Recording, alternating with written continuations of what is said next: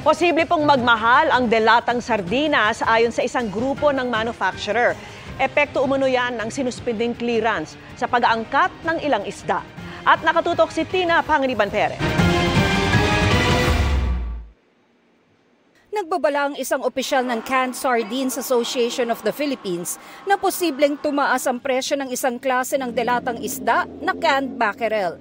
Kasunod yan ang utos ng Department of Agriculture na suspindihin ang pagbibigay ng import clearance para sa pag-aangkat ng galunggong, mackerel at bonito. Mababawasan daw kasi ang supply dahil dyan.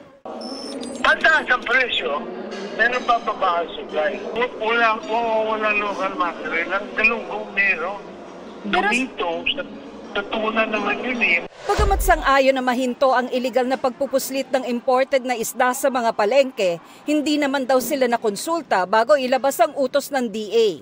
Medyo nabigla lang siguro ang industriya na biglang nahihinto nang walang usapan muna sa industriya between government and industry so that we could find ways and means on how to control it from going into the public market.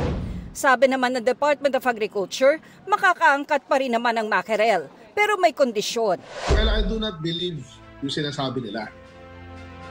Basically, ang nakalagay doon sa aking Department Administrative Order, kung hindi naman sila mawawala ng kanilang canned mackerel eh.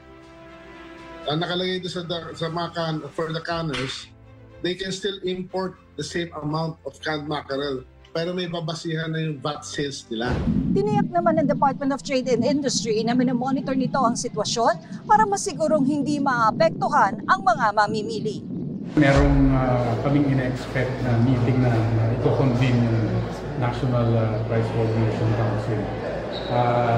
Miyembro ng National Coordination Council lahat yan, ang DA, ang DTI, interagency yan. So if there are any specific issues related to pricing, pag-uusapan yan dyan for sure. Ang end goal natin ay ma-present kung paano natin masastabilize ang presyo. Para sa GMA Integrated News, Tina Panganiban Perez, nakatutok 24 oras.